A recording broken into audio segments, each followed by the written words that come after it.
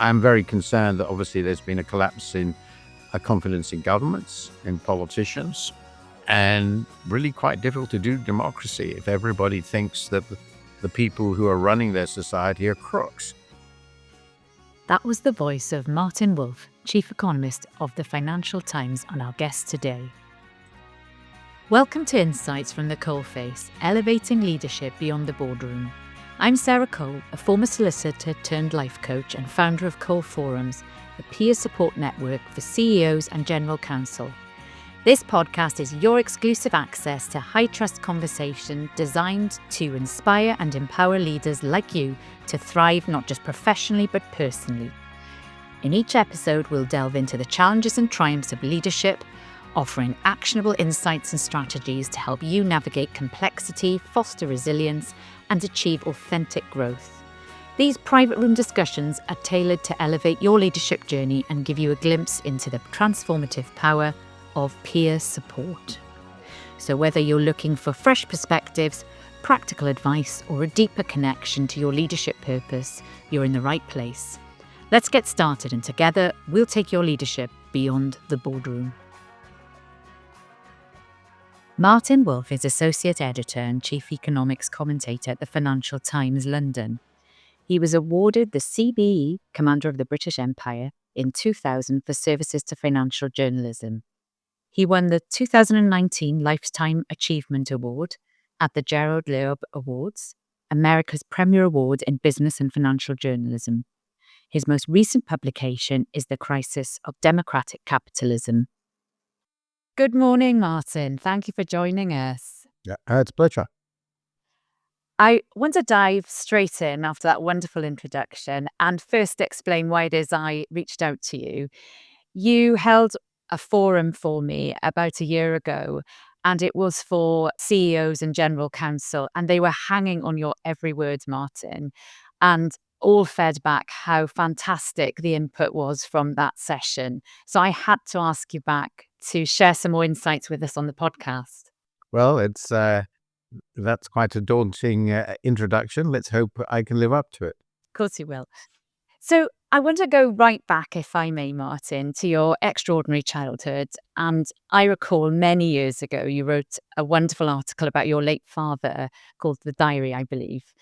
And I remember thinking what a wonderful character he must have been. I think you described him as a blend of intuition, intelligence, courage, and integrity. I mean, what a human being.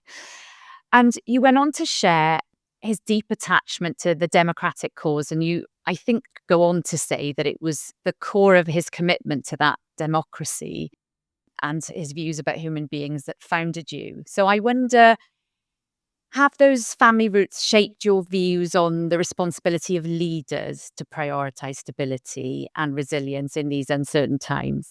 Well, I suppose even more it leads me to think, though I don't expect much in all truth, that people have moral obligations. They have obligations to society. And if they are lucky enough to live in countries like ours, with freedom and democracy, the rule of law, not perfect, but a long, long battle to achieve these things.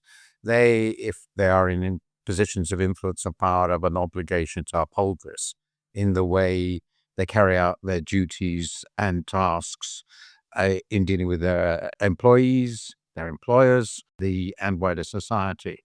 That's just to elucidate a little bit more on my background. As you know, and I've written also in the preface to my recent book about The Crisis of Democratic Capitalism, which was published a couple of years ago, and it's got worse, obviously. My parents were both refugees. My father was born actually in the Austrian Empire. It wasn't Austria at the time because it was before the First World War, 1910, and he grew up in Vienna. That's where his father and mother moved during the First World War. My mother was born in the Netherlands. They were both Jewish.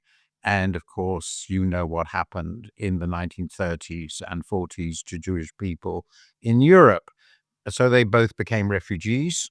My father left Vienna in 1937. My mother left Holland in May 1940, which is actually 2 or 3 days after the German invasion.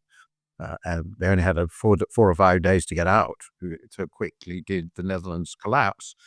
And they survived, but their wider families, and they had large families in both cases, were, with the exception of one person, all killed in the death camps. So I obviously was aware of this history. I was aware of the fact that my mother and father were alone in this country. They had no other family here. My mother did have a family in Holland. Her brothers and sisters survived with her and went back. But otherwise, I have very little family left. I also have a few relatives of mine in Israel where my father's family went, his immediate family. They're the ones that survived. So this has made me aware, as I've repeatedly said, of the immense fragility of democratic and free societies, of the strong pressures to destroy them by supporting authoritarianism, dictatorship, um, overthrowing the rule of law, overthrowing independent institutions, overthrowing free media, and this can happen in the most civilized countries. As I remind people frequently, it is important to remember that Germany, the country which we associate with Nazism, rightly, of course, was considered in the early 20s to be pretty well the world's most civilized and learned society, with the greatest universities, the most innovative companies in many areas, and we know what happened. So that awareness of this possibility of social collapse, moral collapse, ethical collapse, has been very much part of my thinking about the world, and though I'm an economist, part of my thinking in economics. In fact, I think I'm right in saying that you say in your book that when people direct the accusation of that you're a pessimist at you, that you remind them of your father's escape and how his pessimism, which you've clearly inherited, certainly saved you. Well, I think of it as realism, and one has to be a- aware. Anybody who looks at the world carefully will realize there are catastrophes happen to people, and catastrophes happen to societies. Uh, just to think for the moment, what's recently happened to Syria, what's happening right now in Sudan. Obviously, the war in between Israel and Gaza. Uh, the people live in Ukraine, self-evidently. So the people in Britain, for various reasons, which one understands from history, think they are insulated from such possibilities. And thank God, so far, they've been avoided a defeat in a major conflict, an occupation. But as I remind them too, in the Second World War, with the exception of Switzerland, and this is a more complicated story, Spain, Sweden, basically every country in the continent was occupied. And in many cases, terrible, terrible atrocities were committed against civilians in the course of that conflict. So, yes, we're surrounded by catastrophe, and it's realistic to realize that and to assess how things are going and respond to it. Now, I'm not saying we're always in such situations, but there are very clear dangers now around us, even within our own society, I think, but also quite clearly in America right now. And I'm aware of these things. As I said, I think that's realism. I couldn't agree more, as it turns out, although I'm one of those happy pessimists, I'm told. So hopefully that's a good thing. Well, the other argument I make is that one of the pleasures of being what I call a realist and others call a pessimist is that most of the surprises, not all, unfortunately, of my life, Oh, that's nice. So you're surprised in a good way. well, it's better than I feared. Building on what you were saying about your book, and I think you also argue that the alliance between democracy and capitalism is uneasy at best, I suppose, and could fail if either policy or economy collapses.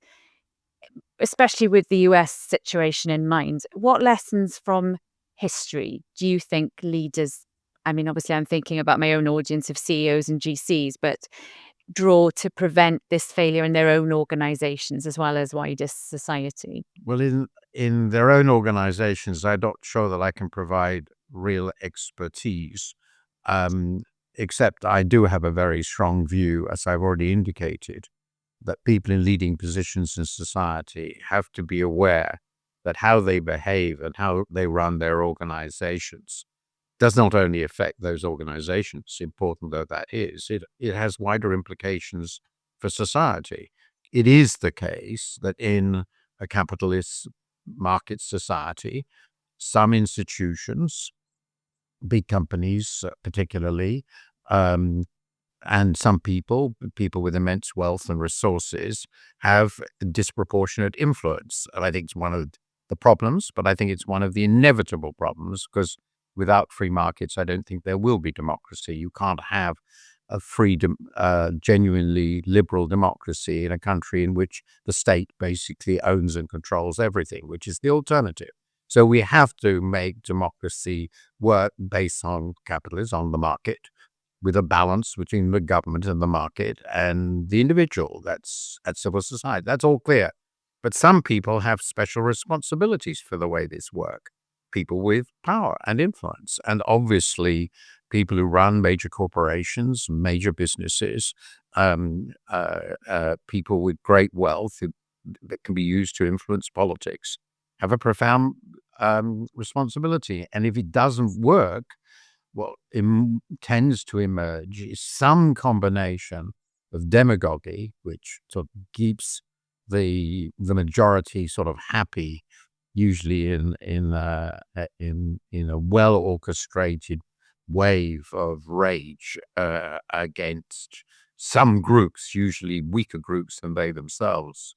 And on the other hand, oligarchy or plutocracy.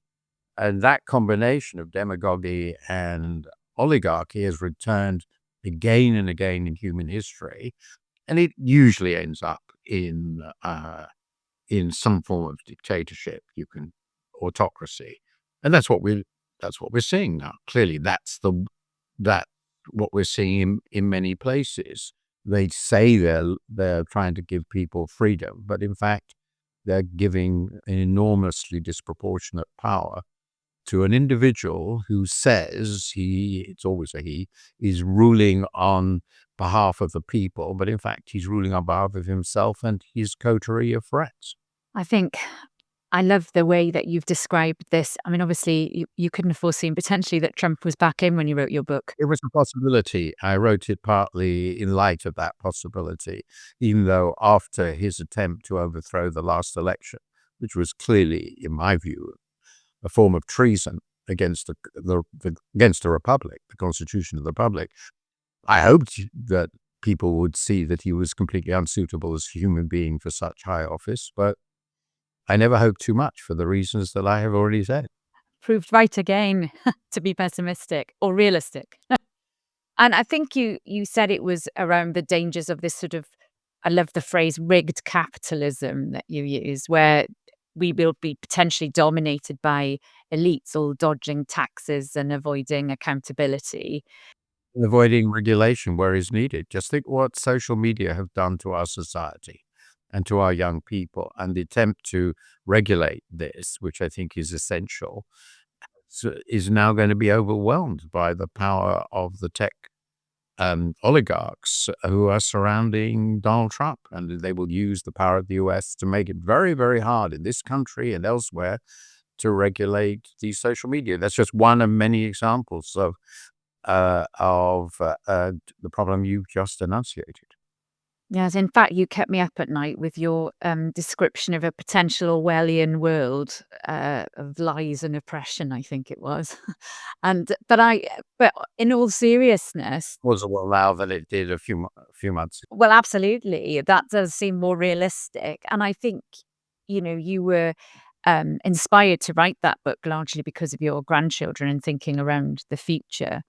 Yes, but I did start writing the book in 2016 because we saw the rise of populist demagogy, not based on reason of any or even any attempt at it in the United States and the United Kingdom with the Brexit campaign. I don't think many people can now feel that Brexit has done much good for us, and makes us very alone in this new world.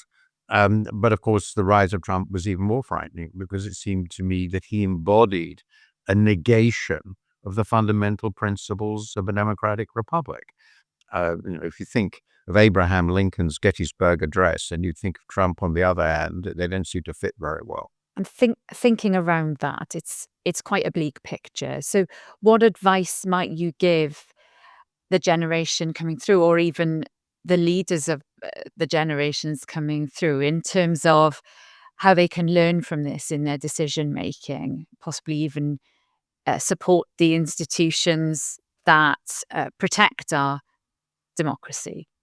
This is all very, in a way, very difficult. I feel very sorry for people who run particularly large businesses or will run large businesses who have a big role in our societies, one way or the other, because it's clearly right and proper that people pursue their economic ends, their personal ends.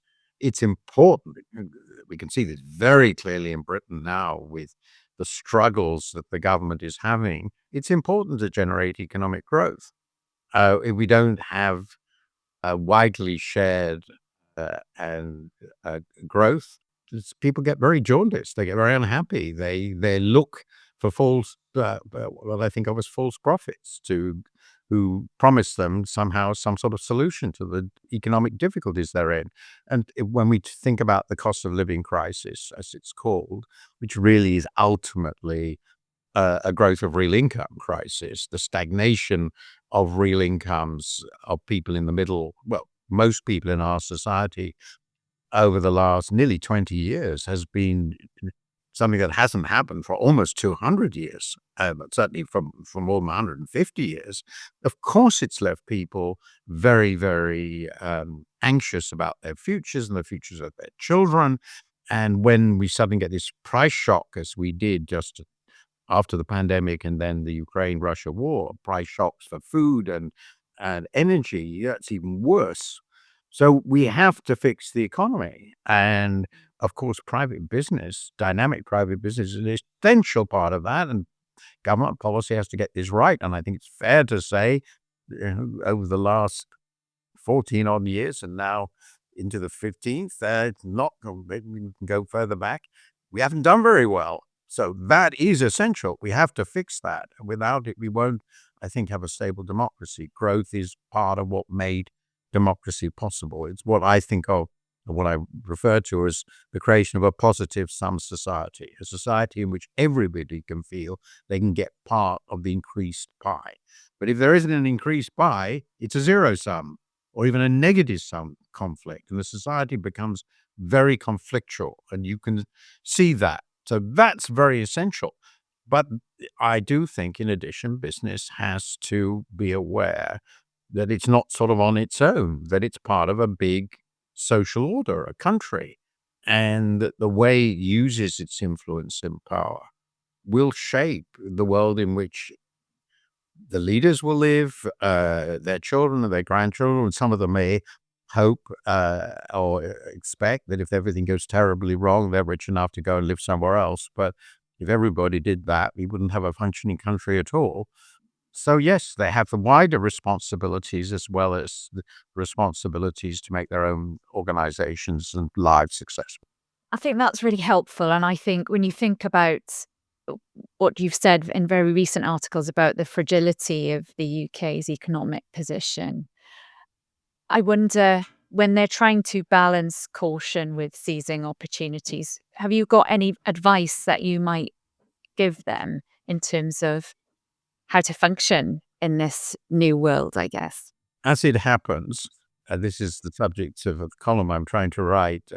While we're recording this, it will have appeared, of course, long before this is published. But it's a very, very difficult problem. I think what has happened since this new government got into power shows how difficult it is. And I think so it's difficult to know how to respond. There are things we can do, but given how long the stagnation has now been, how deeply entrenched it is, given also the fact that unfortunately, the British public saves very little, our aggregate national savings both net and gross, are extraordinarily low compared to other countries. So we can't invest easily without borrowing a lot more abroad, and that has risks. So that's a huge constraint. Given the weak productivity growth we've had, partly because of low investment, partly because we haven't got a very dynamic frontier sector like the tech sector in America. If you look at the FTSE here, that's not the full British economy, of course, but if you look at the FTSE, it's been pretty moribund. Most of the companies are very old. It really doesn't show dynamism.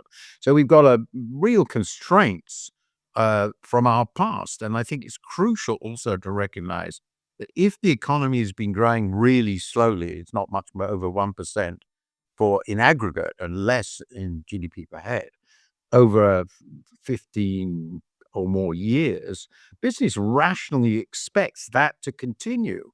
And if they expect that to continue, then they'll invest to meet the demand of an economy that's growing 1% a year or so. And that's not suddenly going to accelerate growth. On the contrary, it's going to lead it to go on as it has in the past.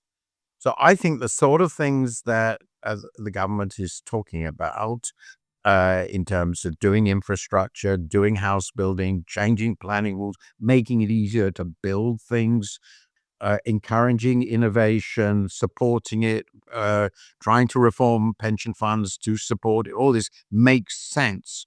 But realistically, I'm trying to be realistic, it's not likely that this will suddenly transform the situation, which has now become so entrenched.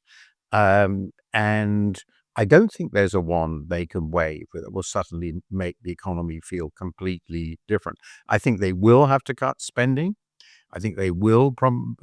I think that will be needed to adjust taxation, which is very heavy in some areas. I think the tax decisions they took were not the right ones because they circumscribed themselves so much with the promises they shouldn't have made before the election. I wrote about that then. But that's bygones. There's nothing you can do about it. But this is going to be quite a long slog. And what worries me, if that proves to be the case, they can't suddenly do huge fiscal deficits like America. It's too risky. So the problem is if it does stagnate, that we will get an election in which we get some pretty crazy populists into power, and then a lot of damage will be done. So it is a knife edge, but I pray that they will succeed. I think alongside all of that, you've spoken again in recent columns about the whole picture, the globalization picture transforming. And I think GCs and CEOs that I'm speaking to are finding it really difficult to position themselves, managing supply risks and geopolitical tensions. I wonder, have you got any thoughts about how they might position themselves with regard to geopolitical tensions? I mean, you've written extensively about China, for example. Well, if you take the whole picture, the UK is a well, it's difficult to define it. The UK is not a really large economy, pretty obviously. It's certainly not a superpower, and it's pretty trade dependent, and it's dependent on foreign investment as well. Outside the EU, it is clearly vulnerable to pressure from the superpowers. In fact, it would probably be vulnerable even if it were in the EU, but it's worse. And the future of US policies towards the rest of the world is wildly unpredictable. The Americans are, for example, talking about imposing penal tariffs on Canada, which is utterly dependent, not utterly, but highly dependent on them and a close ally and no threat. Well, that sort of tells you if they can do it to Canada, we can do it to us. Why not? The EU is going to probably face American pressure of that kind. And we don't know how we're going to deal with that. Are we going to be inside the EU or are they going to retaliate against the world? We don't know. I mean, we just don't know. Neither do they. And then, as you rightly observe, there's a whole question of how we deal with China. Obviously, the government has made the decision, which I think was the sensible one, to try and get closer to China because it is a reality. It's a huge trading power. Actually, it's the biggest trading power in the world. But on the other hand, if we do get closer to China, how do we balance our relationships with America? In a war in which the relations between the world's two most powerful countries are very parlous, very delicate. The position is terrible for the British government and obviously for British companies that want to be confident about investing in world markets. But they can't be because the biggest market's futures in terms of accepting UK, British goods and services are unknown, completely uncertain. And unlike the Americans, American business, they don't have a huge home market they can be sure of. It just doesn't exist. So I think British business has a terribly difficult set of decisions to make about its future in British businesses, where they invest, should they invest in America, put all their, or, so what do they do? And unfortunately, the British government doesn't have the capacity to solve those problems. It can do its best, but ultimately it doesn't have the power to solve those problems. So we are in the sort of insecure world that the whole post-war trading order and economic order was designed to prevent. It was designed to ensure that just this sort of thing, which happened in the 1930s, would not recur. But remember, in the 1930s, when the world broke up into blocks, Britain had the imperial and Commonwealth trading bloc. It was imperial preference was immensely important for the British economy at that time. We don't have that anymore. I remember you saying as well that your parents would surely have heard loud echoes of their past, because it does feel like that sort of medley of horrific incidents. Yes, it's not the same. We're not seeing that sort of fascism, but we're seeing the rebirth of nationalism, very strong nationalism, power politics of the most sort of brutal and blatant kind. Not the most brutal. We don't have wars yet, thank God. Well, not Ukraine, Russia, of course, but not beyond that. The United States hasn't yet invaded Canada or even Greenland, though it's been talking about or indicating the latter. But the truth is, we're moving into a world which, at least we could say, looks a bit like the world before the First World War. A world of power politics, spheres of influence, great powers jockeying against each other, um, uh, insecure economic and political relations. And in the years leading up to the First World War, every intelligent person was aware of the fragility of the environment, and we all know how catastrophically it ended. I'm not saying that's going to happen. I don't know what's going to happen. But clearly, this is not the world that the people who created the post-world order, including the British government of that time, which created NATO, and that's not what they hoped for or expected.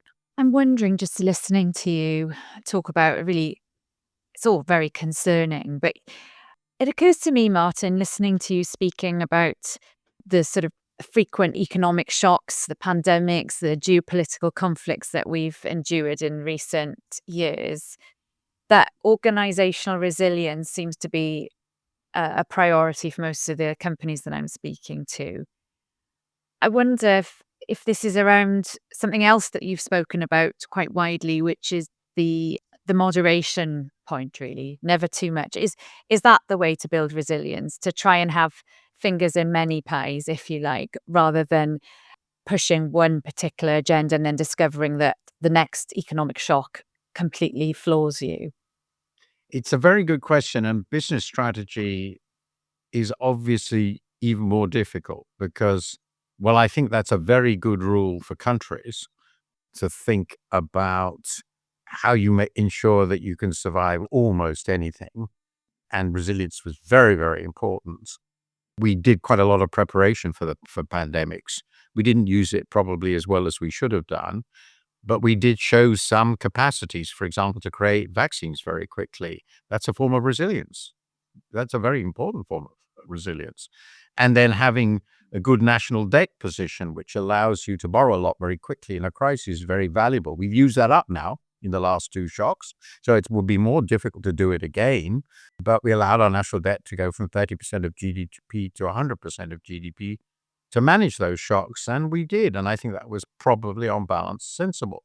Now, business problem is clearly it wants to be very competitive in its core activities. That's the most, I tend to the view that the thing that is The single thing that it was most important for the survival of a business is to be better than anybody else, because you're more likely in really bad times, the weak, I'm afraid, go to the wall. So you have to be strong, and strength in a business is have a highly competitive market position, which ensures that people can't do without you. And that's, if you look at businesses that have survived for a very long time, they have entrenched positions of some kind, resources, know-how, assets, staff, which allow them to survive. And that does usually require concentra- concentration in certain areas, specialization. And specialization brings vulnerability. No business can do everything. I mean, clearly they don't. Um, so there's a balance there, inevitably. But obviously, in the way they organize their competitiveness, and second priority is to ensure, well, if there are shocks in the system, even they've been terribly good at ensuring their the first order priority of being competitive with a good, strong, entrenched market position in whatever their market is. And the second thing, of course, is to be able to survive short-term shocks. And these shocks could be disruptions in trade. It could be wars causing that sort of thing. It could be a pandemic. It could be sudden bursts of macroeconomic instability like inflation, trade wars, obviously. And so we have been warned, and it's even more obvious now than it was a few years ago, that any of these disruptions could conceivably occur. And in the current global environment, this is clearly vastly more likely than it was, say, in the 1990s, when the Western Alliance was firm, our principal markets were open to us, we were part of the EU, and so forth.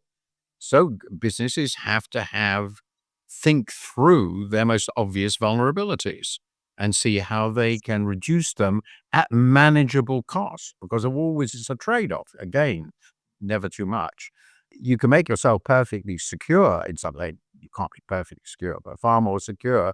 But you might be imposing costs upon yourself of the fragmentation of your supply chain, increased costs in your supply chain, which are themselves extremely burdensome. Cutting out, for many companies, cutting out China entirely from your supply chain is impossibly costly. So you can't do it. And these are the judgments in this world of hyper uncertainty that businesses have to make for themselves. And as I've frequently remarked, I'm very, very happy I don't have to run a business. Our own little business, the FT, is simpler. We don't producing goods isn't. So what we do is basically people and the internet. That all makes it much, much easier. And the market for what we provide is, I think, likely to be reasonably robust, unless there's universal censorship, which is conceivable, but unlikely. And so, but businesses vary in the source of their competitiveness, and some are very vulnerable, as we've seen very clearly. And I think it speaks to the fact, I think last year, 60% of CEOs named economic uncertainty as their top economic concern. So I think you've just explained the reasons why. What's also interesting to me is, just talking about statistics, is that data from Edelman's 2024 Trust Barometer shows that business, believe it or not, is the most trusted institution. So expectations for CEOs to lead on societal issues is really quite strong. So not only are they weighing up all these geopolitical and economic issues, but they're also being almost like a guiding light in terms of where the source of truth lies, I guess, because it's coming from business. As a journalist, I wonder, how do you weigh your sources at the moment with so much fake news and issues around the sources of trust, if you like? Well, journalists are probably, as you know, not among the most trusted sources of information. I tend to think that some members of the public can distinguish between different organs, and therefore their reliability. And I think our readers mostly consider that we provide valuable information, and we're not quite like all the others. I'm very concerned that obviously there's been a collapse in confidence in governments, in politicians. and really quite difficult to do democracy if everybody thinks that the people who are running their society are crooks. And if you look back, even in my lifetime, was born in the post-war period, just after the war. That wasn't true then. It just wasn't. So that's a tremendous loss. I think that in our case, we rely on direct interviews and information from the sources, the primary sources. In my own work, I rely on the statistics produced by reputable official organizations, which are I think, the most reliable sources of information we have. I am concerned that in some governments, there might now be a serious attempt to subvert statistics. It's already a concern we have about, for example, China, and it could become a concern about, under certain circumstances, I think about the US, which has wonderful statistical services, but we know that Mr. Trump has a tendency to want people to tell the world what he wants the world to hear, and that could be very, very dangerous. But those are the organizations I look to, the International Monetary Fund, the OECD, and so forth. And then I rely also on the analytical work of economists that I have personally come to respect and who work for what I consider reputable institutions, which are, I think, by and large, reliable. The same with scientists. You can always get this wrong. People get things wrong. But over a lifetime, I found what these sorts of institutions and these people produce is the best we have. And it's something we forget, but very relevant to your question. I mean, 150 years ago, nobody knew what was going on because apart from the census, which has now been national censuses, which have been going on for a long time, um, economic data basically didn't exist. They just didn't know what was going on. And that's a stupendous improvement. We do know what's going on better than any of our predecessors did. More, you could go back a fair way. And without that, we can't run anything sensibly. No, and I think, I mean, just colloquially, I know that most people rely on the FT for that single source of truth in many cases around the economy in particular. So long may your network of trusted sources last, Martin. Our time together, sadly, is coming to an end. I just want to take this opportunity to thank you for what has been a wonderful conversation. I could have spoken to you all day. But before you leave us, Martin, I have one question which I'm asking everybody that I'm interviewing in the podcast. And it's, if you could create a leader's survival kit, what would you put in it? Well, as I'm sure I've told you before, I don't consider myself a leader, but I consider myself something slightly different. So this is the way I think about what I do.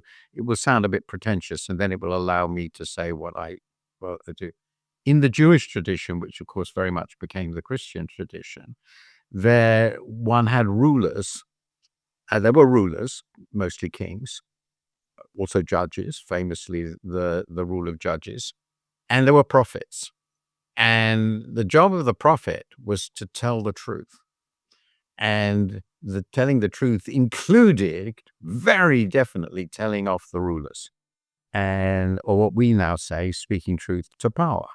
And that's what the great prophets like Jeremiah and so forth did. So that sounds very pretentious, but that's sort of my role in society. My job is to tell, as far as I can see, what is true. And I think that generally, first of all, I think it's moral, but I think it's also a good thing that society has people who try to do that.